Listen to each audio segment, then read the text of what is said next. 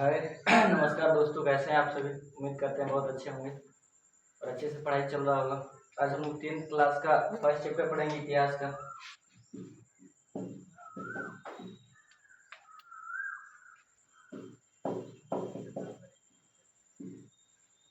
Tenth class इतिहास का first chapter पढ़ेंगे, जिसका चैप्टर का नाम होगा यूरोप में राष्ट्रवाद। क्या होगा बाबू? यूरोप में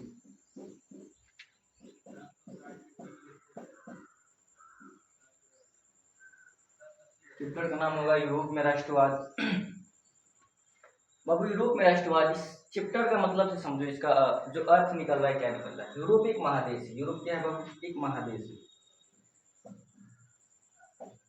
यूरोप एक महादेश है। यूरोप क्या है बाबू? एक महादेश है। और राष्ट्रवाद का मतलब क्या होता है? राष्ट्रवाद का सीधे मतलब होता है, अगर सिंपल भाषा में बात की जाए कि राष्ट्रवाद का मतलब क्या होता है, तो राष्ट्रवाद का मतलब होता है आप जिस देश में रह रहे हैं उस देश से अगर आप प्रेम करें तो आप क्या है? राष्ट्रवादी है। तो राष्ट्रवाद की अगर सीधे बात की जाए, राष्ट्रवाद का अर्थ क्या होता है, तो राष्ट्रवाद का अर्थ होता है देश से प्रेम करना। किससे प्रेम करना बाबू? देश से प्रेम करना। देश से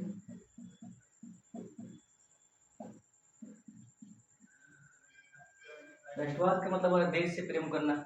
तो भाई पूरा अगर चैप्टर का नाम पढ़े तो हम लोग को ये पता चलता है कि भैया यूरोप में राष्ट्रवाद, यानी यूरोप एक महादेश है। तो यूरोप महादेश में जो राष्ट्रवाद की उत्पत्ति हुई, देशभक्ति की उत्पत्ति हुई, देश से लोग कैसे प्रेम करने लगे, इसी के बारे में थोड़ा हम अध्ययन करेंगे और चर्चा करेंगे। चलो, यहाँ तक बात क्लियर है बाबू। राष्ट्रवाद का अर्थ क्या होता है? बार बार अभी में कुछ भी देता है तो हमेशा याद रखिएगा। राष्ट्रवाद का मतलब ये होता है कि राष्ट्रवाद एक ऐसी भावना है जिससे लोग अपने देश से क्या करते हैं? प्रेम करते हैं। क्या करेंगे? प्रेम करेंगे। चलो,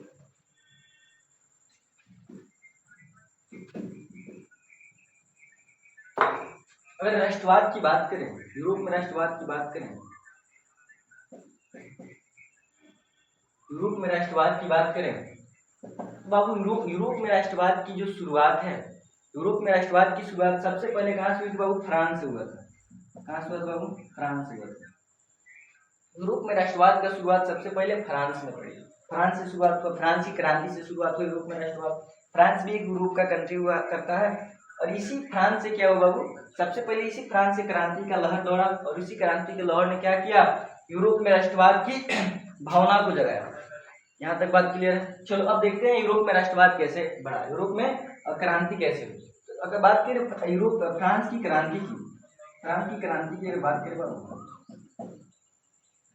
फ्रांस की क्रांति की बात करें तो पहले फ्रांस की क्रांति की बात करें तो फ्रांस की क्रांति से पहले फ्रांस की क्रांति के कारण जानना जरूरी होगा कि फ्रांस में क्रांति होने का कारण क्या था बाबू? फ्रांस में क्रांति क्यों हुआ था? चलो, कारण की अगर बात करें तो फ्रांस में एक राजा हुआ करता था जिसका नाम था बाबू लुई 16। फ्रांस में एक राजा हुआ करता था जिसका नाम था लुई 16। लुई 16 बुर्बो वंश का राजा था। किस वंश का था?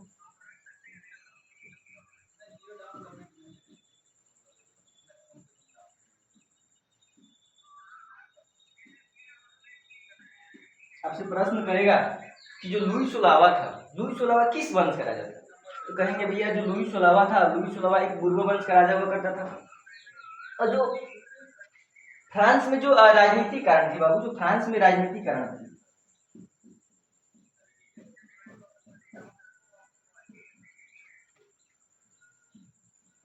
जो फ्रांस में राजनीतिक कारण यहीं से उत्पन्न हुई। कहां से उत्पन्न हुई? ये लुई 16 ने ही फ्रांस में राजनीतिक कारण को उत्पन्न किया। कैसे किया बाबू? देखो कि जो लुई 16 था ये चाहता था कि मैं ही फ्रांस का राजा, जो जनता है हमसे प्रेम करे। किससे प्रेम करे?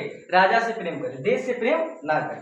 जनता के अंदर एक ऐसी भावना को ये जताना चाहता था कि जिससे जनता इससे प्रेम करे, इसके हर एक बात को माने, जनता ये जो कहे उसको सुने, लेकिन अपने देश के प्रति ना सोचे।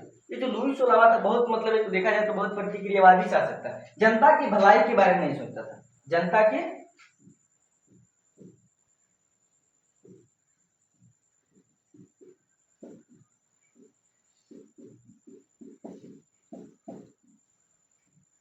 के भलाई के बारे में नहीं सोचता था। ये चाहता था किसी तरह से जो इसका राष्ट्र है, ये जिस फ्रांस का राजा है, उस फ्रांस में इसका ही आधिपत्य बना रहे और ये जनता के ऊपर राज करते रहे, और जनता का जो कहे वो जनता इसके चुपचाप इसके बात को मानते रहे। तो लुई 16 ये प्रक्रियाएं चल रही थी। लुई 16 ने एक और भी नियम बना रखा था कि जो फ्रांस का समाज था बाबू, फ्रांस का जो समाज था, फ्रांस का समाज, फ्रांस का समाज क्या हुआ कि फ्रांस की जो समाज थी क्रांति के समय क्या हुआ, तीन तीन वर्गों में बट गया। कितने वर्गों में बट गया बाबू? फ्रांस का समाज तीन वर्गों में बट गया। कितने वर्गों में बाबू? तीन वर्गों में बट गया। जो प्रथम वर्ग था उसमें वहां के पादरी लोग आते थे। कौन लोग? पादरी लोग। पादरी बोले तो चर्च, पादरी बोलते चर्च लोग, जो चर्च में क्या करते हैं? पूजा पाठ करते हैं। तो फ्रांस के जो प्रथम स्टेटस था उस प्रथम स्टेटस में वहां के पादरी लोग आते थे।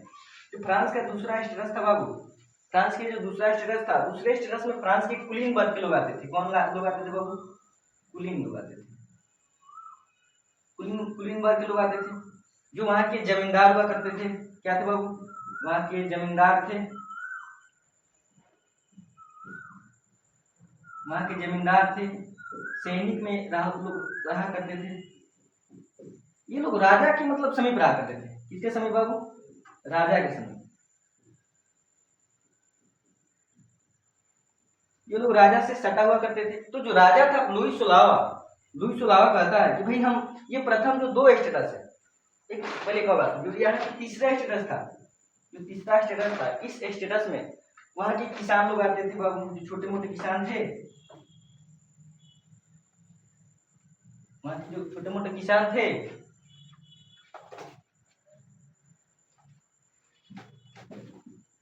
जो वहां के छोटे मोटे किसान हुआ करते थे, किसान मजदूर, छोटा मोटा उद्योगपति, शिक्षक, वकील, इन जैसे लोगों को किस स्टेटस में रखा जाता है बाबू? तीसरा स्टेटस में रखा जाता है। और जो प्रथम दो वर्ग के लोग हैं, कुलीन और पादरी लोग, इन लोगों से तो कहता है लुई सुलावा कि इन लोगों से हम टैक्स नहीं लेंगे। क्या लेंगे बाबू? टैक्स इन लोगों से नहीं लेंगे। टैक्स तो केवल लेंगे हम तीसरे वर्ग के लोगों से। कितने वर्ग के लोग से बाबू? जो तीसरे वर्ग में जो लोग आते हैं इन लोगों से हम टैक्स लेंगे। बाबू टैक्स क्यों ले रहा है? टैक्स, और टैक्स लेंगे अधिक मात्रा में। किस मात्रा में बाबू?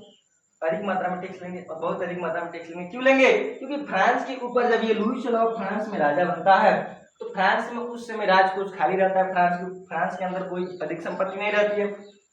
और एक सबसे बड़ा कारण क्या था कि भाई फ्रांस के ऊपर लगभग 10 अरब लिब्रो का टैक्स रहता है, 10 अरब लिब्रो का कर्ज रहता है। कितना कर्ज रहता है फ्रांस के ऊपर उस समय? 10 अरब लिब्रो, 10 अरब। लगभग फ्रांस के ऊपर जब लुई सुलावा राजा बनता है उस समय फ्रांस के ऊपर लगभग 10 अरब लिब्रो का कर्ज रहता है। भाई लिब्रो का मतलब क्या होता है? जैसे कि हमारे भारत में पैसा को रुपया बोलते हैं, क्या बोलते हैं? रुपया बोलते हैं। उसी तरह फ्रांस की जो पैसा मुद्रा है उसे हम क्या बोलते हैं बाबू? लिब्रो बोलते हैं। क्या बोलते हैं? लिब्रो। तो फ्रांस के ऊपर जब लुई सुलावा राजा बनता है तो फ्रांस के ऊपर 10 अरब लिब्रो का कर्ज रहता है। उसी कर्ज को जल्दी चुकाने के लिए ये जनता के ऊपर बहुत अधिक मात्रा में क्या करता है? टैक्स बढ़ाता जाता है। क्या करता है बाबू? टैक्स बढ़ाता जाता है। इससे जनता क्या करती है? इसके ऊपर, इससे जनता नाखुश रहती है कि जो लुई सुलावा है हमारे भलाई के बारे में नहीं सोच रहा है, केवल हमारे ऊपर क्या कर रहा है बाबू? टैक्स ले रहा है। ये तो टैक्स ले ही रहा था, और साथ ही साथ एक और बात यहाँ पे समझो, ये जो लुई सुलावा है, लुई सुलावा जनता से तो टैक्स ले रहा था, लेकिन जनता के लुई सुलावा के साथ साथ इन तीसरे स्टेटस के लोगों से, ये जो पादरी लोग थे, ये लोग भी क्या करते थे? टैक्स लेते थे। अब देखो कैसे समझा रहे हैं लोग। क्या देखें, जो तीसरे स्टेटस के हमारे लोग थे जिसमें किसान, मजदूर, शिक्षक, वकील, ये सब लोग आते थे। जो प्रथम स्टेटस था, प्रथम स्टेटस में कौन लोग आते थे बाबू? पादरी लोग आते थे, इसे हम चर्च कहते हैं। चर्च में क्या करते थे? पूजा पाठ करते थे। और जो दूसरा स्टेटस था उसमें कुलीन वर्ग के लोग आते थे। कौन वर्ग के लोग आते थे बाबू? कुलीन वर्ग के लोग। जो कुलीन वर्ग के लोग थे, जमींदार थे, सैनिक थे, राजा के अधिक समीप रहते थे। मतलब अगर देखा जाए तो ये कुलीन वर्ग के लोग थोड़ा अमीर लोग थे। कैसे थे बाबू? अमीर लोग थे। और जो हमारे तीसरे स्टेटस के लोग थे उसमें किसान लोग आते थे, मजदूर लोग, उद्योगपति, शिक्षक, छोटे छोटे क्या आते थे? उद्योगपति लोग भी इसमें शामिल थे। ये सारी चीजें थी। अब देखो इसमें जो राजा था लुई सुलावा था बाबू, लुई सुलावा का कहना था कि जो प्रथम दो स्टेटस है, जिसे एक तो हम कहते हैं बाबू पादरी, और दूसरा कहते हैं बाबू जिसको कुलीन। क्या बोलेंगे बाबू? कुलीन। इन दो वर्गों से लुई सोलावा कहता है भैया हम टैक्स नहीं लेंगे। क्या करेंगे? टैक्स नहीं लेंगे, टैक्स नहीं लेंगे, टैक्स नहीं लेंगे कहता है। लेकिन ये पगला कहता है, लुई सोलावा कहता है कि जो हमारे तीसरे वर्ग के लोग हैं, जो तीसरे स्टेटस के लोग हैं, इन लोगों से हम टैक्स लेंगे। क्या करेंगे बाबू? इन लोगों से टैक्स, इन लोगों से टैक्स लेंगे। अब देखो यहाँ पे क्या हुआ, जो हमारे तीसरे वर्ग के लोग थे इनके अंदर थोड़ा असंतोष बातें प्रकट हुई कि देखो ये जो प्रथम दो वर्ग के लोग हैं इन लोगों से तो टैक्स लुई सोलावा नहीं ले रहा है, लेकिन हमसे टैक्स बहुत अधिक मात्रा में ले रहा है। तो लोग क्या किए कि ये जो लुई सोलावा था, लुई सोलावा के प्रति फ्रांस के लोग बहुत मतलब असंतोष प्रकट जगाए और कहे कि ये जो लुई सोलावा ये राजा है, ये राजा बहुत क्या है, अन्यायी है, अच्छा से न्याय नहीं करता है। जो प्रथम दो वर्ग के लोग हैं इनसे टैक्स नहीं ले रहा है और हमसे टैक्स अधिक मात्रा में ले रहा है। और इसी के साथ साथ देखो बाबू और क्या है, ये जो पादरी वर्ग के जो लोग थे ये बाबू चर्च में पूजा पाठ करते थे। क्या करते थे बाबू? चर्च में पूजा पाठ करते थे। तो इन लोगों का कहना था ये तीसरे वर्गों के लोगों से कि भैया हमको भी तुमको क्या देना होगा? टैक्स देना होगा। पादरी लोग क्या कहते हैं तीसरे वर्ग के लोगों से, तीसरे स्टेटस के लोगों थे, भैया हमको भी आपको क्या करना होगा? टैक्स देना होगा। कितना टैक्स देना होगा? अगर मान लो आपके पास कोई अनाज 10 किलो हो रहा है तो उसमें से 1 किलो कौन लेके जाएगा बाबू? आपके पास अनाज 10 केजी हो रहा है उसमें से 1 केजी कौन लेके जाएगा? भैया ये धार्मिक टैक्स पादरी लोग लेके चले जाएंगे। कौन लोग लेके जाएंगे भाई? पादरी लोग लेके चले जाएंगे। अब देखो ये जो तीसरे वर्ग के लोग हैं ये तो राजा को ऑलरेडी टैक्स दे रहे हैं और साथ ही साथ इससे टैक्स कौन ले रहा है भाई? पादरी लोग भी इससे टैक्स ले रहा है। चले बाबू, पादरी लोग भी इनसे टैक्स ले रहा है। और साथ साथ एक और बात समझो, ये जो हमारे तीसरे वर्ग के लोग थे इनके पास उतना पर्याप्त मात्रा में जमीन नहीं था कि खुद अपने से अपने जमीन पे क्या करे? कृषि कर सके। तो ये लोग क्या करते थे, जो हमारे किसान लोग थे ये जो जमींदार कुलीन वर्ग के लोग जो जमींदार हुआ करते थे, जो अधिक अमीर थे, इन लोगों से जमीन लेते थे बटैया के तौर पे और उस पर कृषि करते थे। तो कृषि करते थे तो साथ साथ क्या करना पड़ता था, ये जो कुलीन वर्ग के लोग हैं, कुलीन वर्ग के लोग अपनी जमीन दिए किसान को और किसान उस पर अपना फसल लगाया, फसल हुआ तो कुछ मात्रा में टैक्स कौन लेते थे भाई? कुछ मात्रा में टैक्स कुलीन वर्ग के लोग भी हमारे किसी से क्या करते थे? टैक्स लेते थे। अब देखो यहाँ देखो बात कितनी गंभीर हो गई, यहाँ देखो बात कितनी गंभीर हो गई। थोड़ा और अच्छे से समझाते हैं इसको मिटा कर।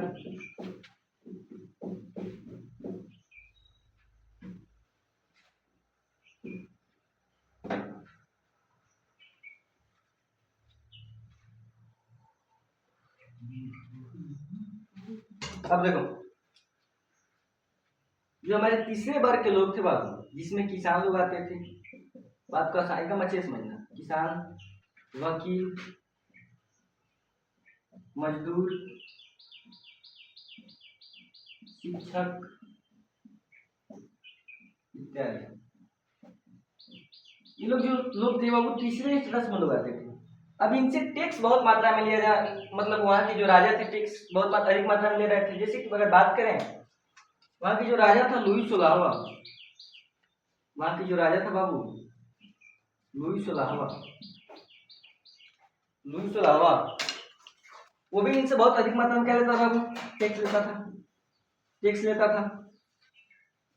और उसके बाद वहाँ की पादरी लोग थे, पादरी लोग वो भी इनसे क्या करते थे बाबू? टैक्स लेते थे। और जो हमारे वैसे किसान भाई थे जिनके पास अपना पर्याप्त मात्रा में जमीन नहीं था, तो जमीन करने के लिए कुलीन वर्ग के लोगों से भी क्या करते थे? कुलीन वर्ग के लोगों से क्या करते थे बाबू? जमीन लेते थे बटैया के तौर पे। जो कुलीन वर्ग के लोग थे, कुलीन वर्ग के लोग भी हमारे तीसरे के लोगों से क्या करते थे? टैक्स लेते थे। अब देखो यहाँ कितने बार टैक्स देना पड़ा।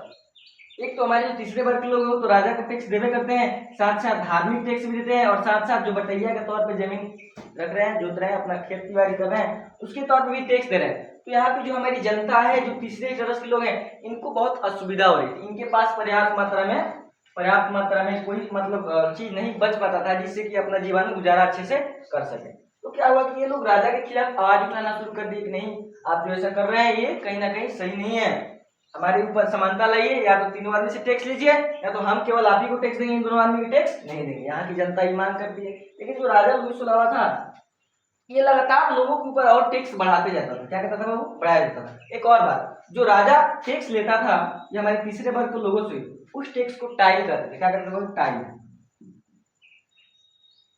टाइल के नाम से जानते थे। जो राजा टैक्स लेता था उस टैक्स को क्या कहते थे बाबू? टाइल। क्या कहते थे? टाइल।